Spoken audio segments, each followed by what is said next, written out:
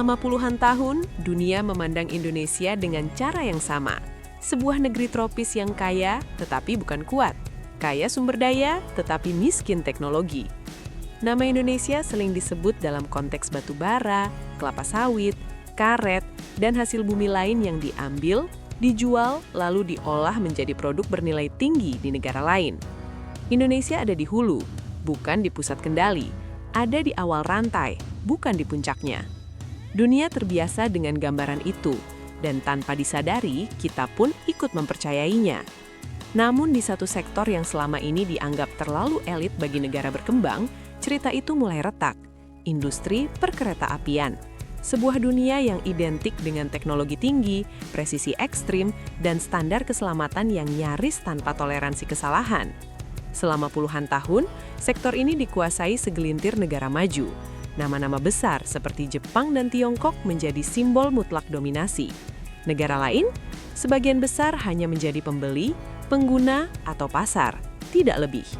Indonesia pun lama berada di posisi itu, sebuah negara besar dengan populasi ratusan juta, tetapi tetap dipandang sebagai konsumen teknologi, bukan penciptanya. Tak banyak yang membayangkan bahwa dari negeri yang sering diremehkan ini akan muncul produk transportasi massal yang mampu menembus standar internasional paling ketat. Bahkan lebih jauh, mampu bersaing dan menang di tender global. Di saat dunia belum sepenuhnya sadar, sebuah perubahan besar sedang terjadi. Di Banyuwangi, di Madiun, di sudut-sudut industri yang jarang disorot kamera dunia, Indonesia mulai memproduksi kereta dengan kapasitas yang mencengangkan. Dalam setahun, ratusan unit kereta dapat dilahirkan. Bukan kereta sederhana, melainkan rangkaian dengan teknologi modern, sistem operasional stabil, efisiensi energi yang kompetitif, dan standar keselamatan yang memenuhi regulasi internasional. Ini bukan eksperimen, ini produksi nyata. Kabar ini pelan-pelan menyebar. Awalnya hanya menjadi berita industri, lalu menjadi pembicaraan di kalangan profesional transportasi. Hingga akhirnya menjadi sesuatu yang membuat dunia menoleh dua kali.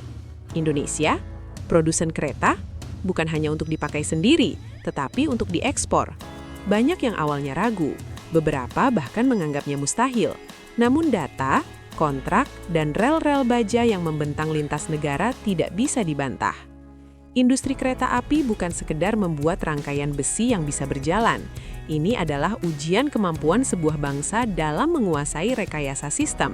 Setiap kereta adalah gabungan ribuan komponen, perangkat lunak, sistem pengereman, kelistrikan, aerodinamika, dan manajemen risiko. Kesalahan kecil bisa berakibat fatal. Karena itulah, dunia selama ini hanya mempercayakan sektor ini pada pemain yang dianggap mapan dan berpengalaman. Tetapi peta kekuatan global tidak pernah benar-benar statis, dan Indonesia secara perlahan namun pasti mulai melanggar aturan tak tertulis itu. Dari yang semula hanya menjadi pasar, Indonesia berubah menjadi produsen yang diperhitungkan. Dari yang hanya membeli, kini menawarkan. Dari yang diremehkan, kini diuji.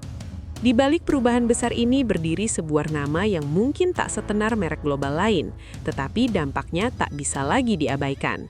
PT Industri Kereta Api atau INKA. Berbasis di Madiun, sebuah kota yang jarang masuk peta industri dunia, perusahaan ini menjadi motor kebangkitan industri perkereta-apian nasional. Bukan dalam semalam, bukan dengan keajaiban instan, melainkan melalui puluhan tahun akumulasi pengalaman, kegagalan, perbaikan, dan keberanian mengambil risiko. INKA tumbuh di tengah keterbatasan. Ia tidak lahir dengan teknologi tercanggih di dunia, tidak pula dengan dukungan modal tanpa batas. Namun, ia memiliki sesuatu yang sering diremehkan, konsistensi dan kesabaran. Dari memproduksi kereta untuk kebutuhan domestik, perlahan kualitas ditingkatkan, standar diperketat, proses produksi diperbaiki, hingga akhirnya produk-produk ini siap diuji di panggung yang jauh lebih kejam, pasar internasional. Ujian itu datang dalam bentuk tender global, arena yang tidak mengenal belas kasihan. Disinilah, harga bukan satu-satunya faktor.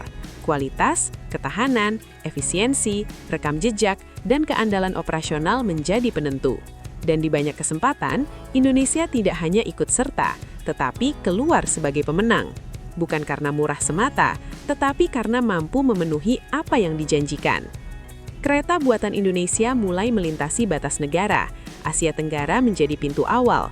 Thailand, Filipina, Malaysia menjadi saksi pertama bahwa produk ini bukan sekedar eksperimen, kerjasama yang tidak berhenti pada satu pengiriman, tetapi berulang dan berkelanjutan. Sebuah tanda kepercayaan yang tidak mudah didapat, apalagi dipertahankan. Lalu, tantangan meningkat. Asia Selatan, Bangladesh. Skala proyek membesar, ratusan unit dikirim, operasi berjalan, relasi bilateral menguat. Ini bukan lagi soal ekspor simbolis, melainkan bukti daya saing industri. Indonesia menunjukkan bahwa ia mampu memenuhi tuntutan operasional nyata, bukan hanya spesifikasi di atas kertas. Afrika menjadi bab berikutnya, sebuah benua dengan kebutuhan besar akan transportasi modern. Di sini, Indonesia tidak hanya menjual kereta, tetapi juga membawa konsep kerjasama jangka panjang. Transfer teknologi, pelatihan tenaga kerja, pendekatan yang membuat Indonesia dilihat bukan sebagai penjual cepat, tetapi sebagai mitra pembangunan. Bahkan negara-negara dengan standar tinggi mulai membuka pintu. Singapura, Australia, Selandia Baru. Nama-nama yang dikenal sangat ketat dalam regulasi keselamatan dan kualitas. Fakta bahwa produk Indonesia mampu masuk ke sistem mereka adalah pesan keras bagi dunia. Bahwa label negara berkembang tidak lagi relevan ketika kualitas berbicara. Ekspansi ini tidak berhenti di situ.